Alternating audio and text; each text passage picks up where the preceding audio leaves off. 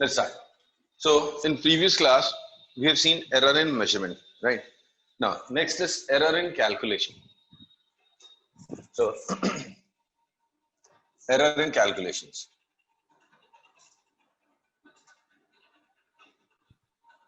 Means what?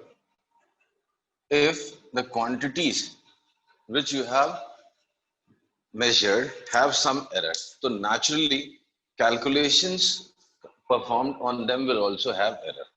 For example, if you measured length and width of a rectangle, then area calculated using those measurements will definitely have some error because length and width themselves have an error, right? So if length has an error, width has an error, so naturally the product will also have an error. Their addition will also have an error, right? The square will have error. तो वही calculation में error कैसे progress करता है, right? Okay, so first is in addition. First case is in addition, right? Let me take a very simple example. Suppose there is a rectangle, right? Length of which is length of which is 10 centimeter and width of which is 8 centimeter, right? First is multiplication with a number. Multiplication with a number.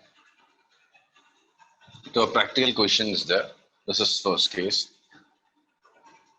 There is a rectangle. Its length is 10 centimeter, width is 8 centimeter. Both correct up to nearest decimal. Length and width are correct up to nearest whole number. Nearest whole. That means, what is range of L? Range L कितना होना चाहिए, कहां से कहां के बीच में? 9 से 11 के बीच में. No. Nearest whole number last class में डिस्कस किया था, रीडिंग एरर.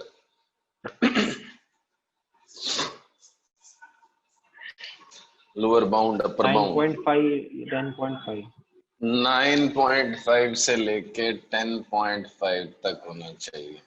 दैट मीन्स इसी को हम 10 centimetre plus minus 0.5 centimetre, right? अगर लिखा हो सक correct up to nearest decimal. आ रहा समझ में? हाँ सर. एक्चुअली एक थोड़ा सा कंफ्यूजन है, इसको प्लस माइनस 1 ही लिखेंगे, वो बाउंड्स वाला केस नहीं. अगर बाउंड्स पूछते हैं तभी ऐसा लिखते हैं, अदरवाइज एरर के लैंग्वेज में इसको प्लस माइनस 1 ही लिखना है. My mistake. So I will say length is what 10 plus minus 1, right? But मुझे चाहिए था थोड़ा छोटा, तो 10.0 कर देता हूँ. चलो 10.0 तो प्लस माइनस 0.1 हो जाएगा. नियरेस्ट मिलीमीटर कर देता हूँ. Nearest millimetre.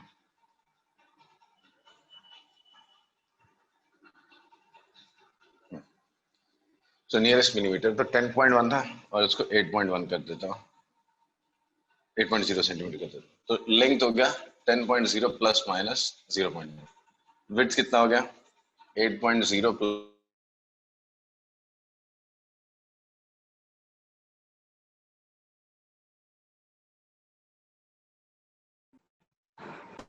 8.0 plus minus 0.1 centimetre, right? तो ये लेंथ और विड्थ आ गया. ठीक है ना. पहला केस है, सपोज एक क्वांटिटी है z, से z be a quantity which is 5 times of L. Z is a quantity 5 times of L. तो लेंथ के मेजर करने, लेंथ मेजर करने में कुछ एरर आया, तो z मेजर करने में कितना एरर आएगा वो आपको एस्टिमेट करना. There is a quantity z which is 5 times of length. ठीक है. अभी आपको क्या सोचना है, if 0.1 centimeter is error in measuring length, calculate error in measuring z. एक question plus minus 0.5 0.5 is the error. तो आपको कैसे पता चला, राइट? तो कैसे पता चला आपको? लेंथ का रेंज क्या है? लेंथ कहां से कहां लाई कर रहा है? 9.9 से लेके 10.1 तक। Length ranges from 9.9 to 10.1, right? Yes sir. Length ranges from 9.9। तो अगर मैं 5 टाइम्स करूंगा तो इसका 5 टाइम्स करूंगा और इसका 5 टाइम्स, इसके बीच में लाई करेगा। तो 50.5 से लेके 49.5 तक लगेगा। तो इससे तो देख के समझ में आ रहा है कि it will lie, it can be expressed as, कहां लिखो, it is expressed as, therefore z, that is 5l, is expressed as 50.0 plus minus 0.5. So 5 times of L is 50.0 plus minus 0.5. Clear है? Yes sir. Okay. So what is the conclusion?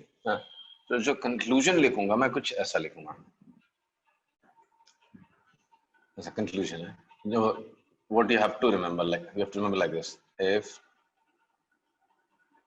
x delta x be error in measuring x and z be k times of x, where k is constant, where k is constant, then error in measuring z, error in measuring z, say delta z, is given by,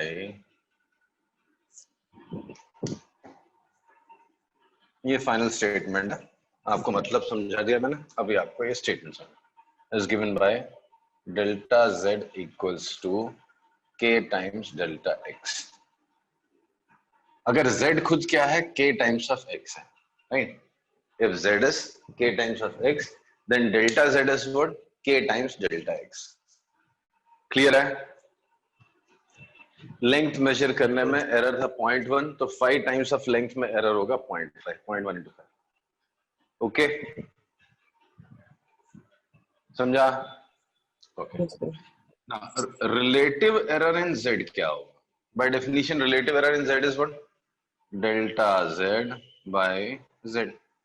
तो delta z आ गया k delta x upon z आ गया k x, k and k cancel, delta x by relative error in x।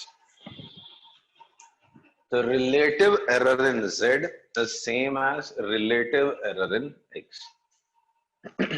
Is it clear? Yes sir. Relative error in z is same as relative error in x। If I talk of percentage error, so percentage error in z is same as percentage error in x। तो relative error को 100 से multiply तो करना to get percentage error। So relative error in z is same as relative error in x, as at the same time percentage error in z is same as percentage error in z। Okay, clear है? तो ये तो पहला case था, बहुत आसान है, सबको पता भी था, right? Now second is addition of two quantities. Second case, addition of two quantities. अगर दो क्वांटिटी जो आपने मेजर करी है उसमें मुझे उनको ऐड करना है। जैसे समझो एक क्वांटिटी हो गई L प्लस बी, सपोज करो किसी ने पूछा Z is a number, Z is a quantity which is L plus b, and बोल दिया मेरे को find delta Z, find delta Z। Delta L I know, delta l is 0.1, delta b I know, delta b is 0.1, पूछा क्या है delta Z. आ रहे समझ में क्वेश्चन? हाँ sir. 0.2 sorry 0.2 hello 0.2 centimetre is correct answer. Let's see कैसे होता है। So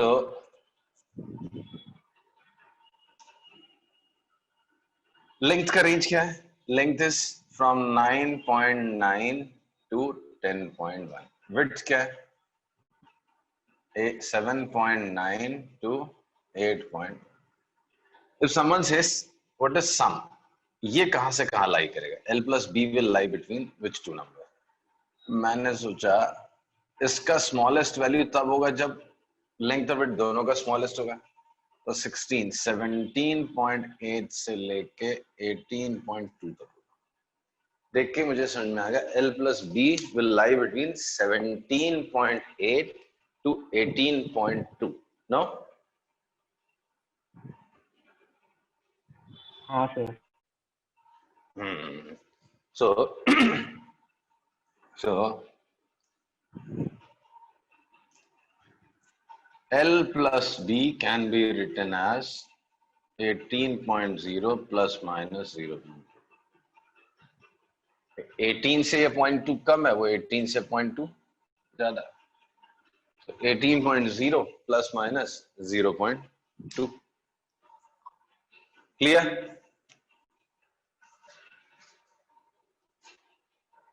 yes sir. So L plus B का value 18.0 plus minus 0.2. So conclusion क्या है? Conclusion ये है, if delta x delta y be error in measuring x and y,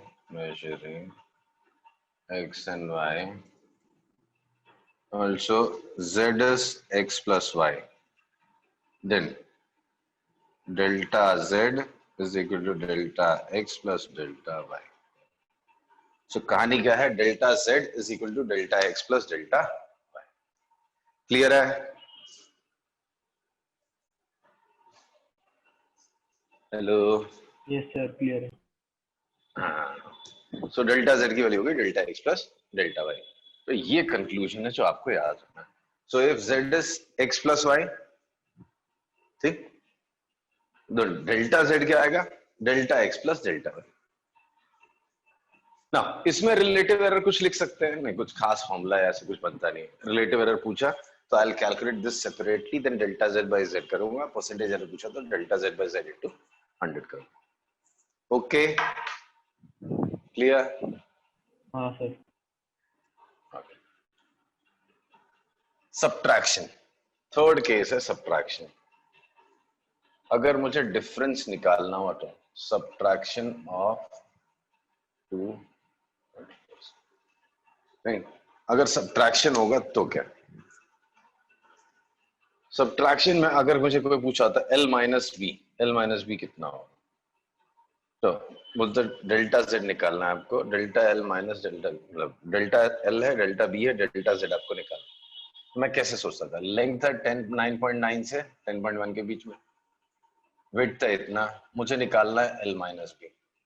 दो numbers का डिफरेंट सबसे ज्यादा कब होगा?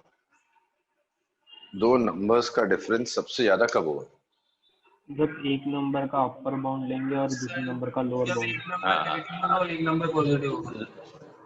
नहीं नहीं नहीं, हाँ, मतलब L सबसे बड़ा और B सबसे कम।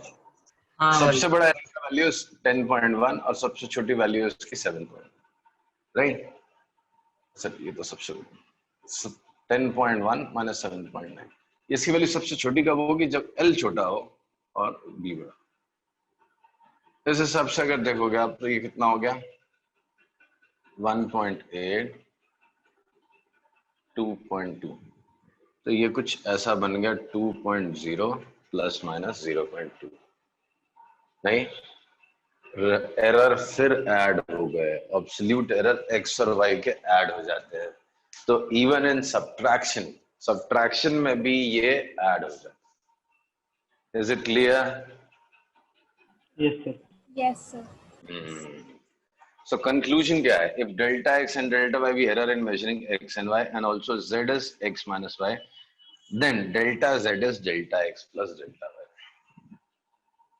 तो z x plus y हो या z x minus y हो, जो resulting error in z आएगा that will be delta x plus delta y. Is it clear? Yes, sir. अब इसमें रिलेटिव एरर का भी कुछ खास मतलब नहीं होता, वो ऐसे लिखना आपने डेल्टा z अपॉन z, ये कैलकुलेट कर लो, अपॉन z कर लो, फिर उसको राइट. ओके, ये दो केसेस तो कम ही पूछते हैं, ना ही पूछते हैं किसी एग्जाम में, ज्यादा पूछते हैं multiplication. So if you have multiplication of two quantities, तब क्या करें? Multiplication of two quantities, this is case 4. ठीक है. सो जैसे L और B है, किसने पूछा Z is L into B, Z is L into B, तो डेल्टा L तो आपको पता है, डेल्टा B आपको पता है, डेल्टा Z आपको सोचना है. What is error in measuring Z? ये कैसे करेंगे? तो मैंने नोटिस किया लेंथ का रेंज क्या है? लेंथ का रेंज 9.9 से 10.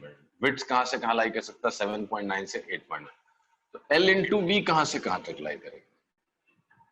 What is the smallest value of L into B and what is largest value of L into B? तो smallest value, तो this into this, दोनों छोटे होंगे तो सबसे छोटी वैल्यू आएगी, राइट? तो कितना हो गया? 10 minus 1, 10 क्या था? 79 minus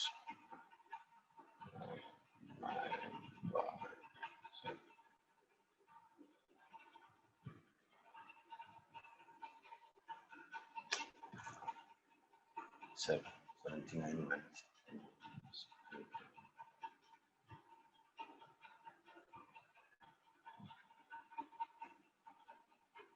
78.12.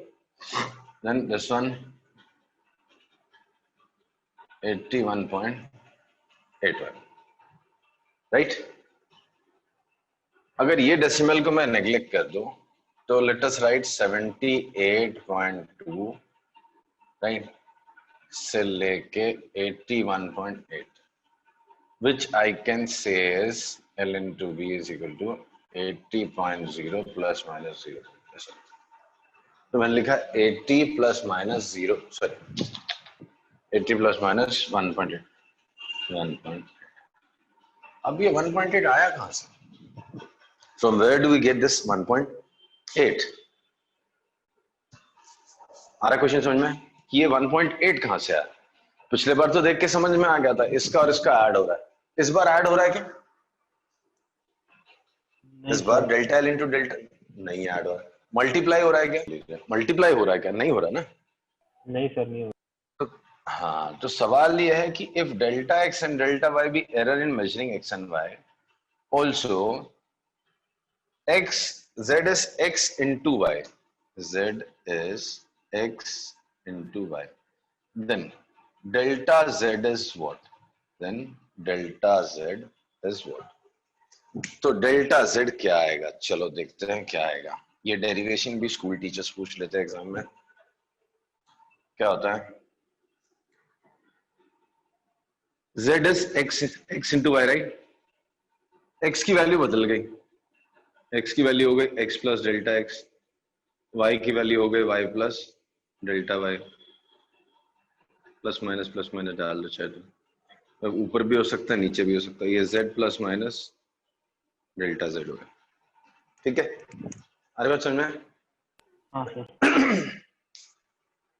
तो अब z खुद क्या है? z की original value x into Y थी, plus minus delta z which I am looking for.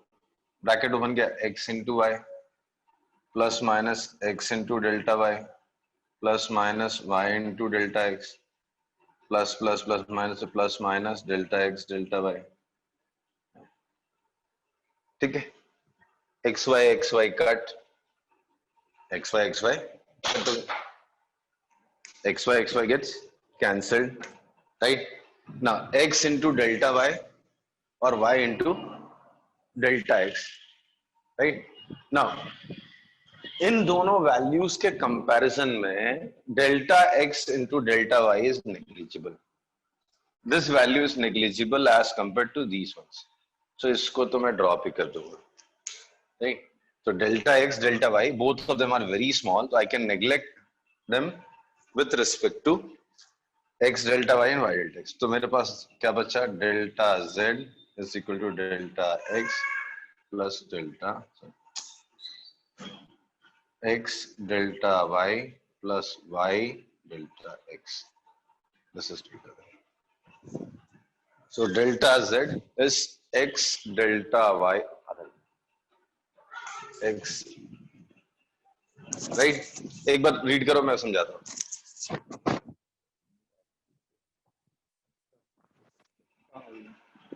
ठीक है.